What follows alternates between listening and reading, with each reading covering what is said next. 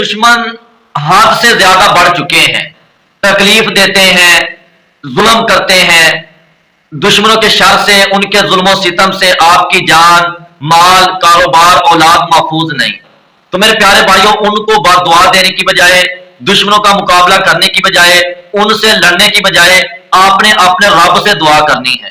تین دعائیں، صرف تین دعائیں پڑھنا شروع کر دیں، انشاءاللہ چند دن تین دعاؤں کو جو پڑھنے کا معمول بنائیں، پابندی کے ساتھ پڑھیں، کثرت کے ساتھ پڑھیں، انشاءاللہ دیکھنا کہ اللہ ذوالجلال آپ کو دشمنوں کے شر سے کیسے محفوظ کرتے ہیں۔ دوستوں، پہلی دعا، ربی انی مغلوب فانتصر، اے اللہ میں بے بس ہوں، میری مدد فرما۔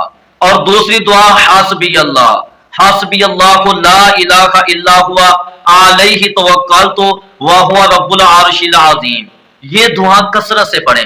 اور تیسری دعا کہ اللہم انا نجعلک فی نحورہم ونعوذ بک من شرورہم، ان تینوں دعاؤں کو آج سے پڑھنے کا معمول بنا لیں، انشاءاللہ اللہ آپ کے دشمنوں کو ناکام کریں گے، اللہ انشاءاللہ آپ کو آپ کے دشمنوں کے شر سے محفوظ رکھیں گے، دشمن آپ کا کچھ نہیں بگاڑ سکتے۔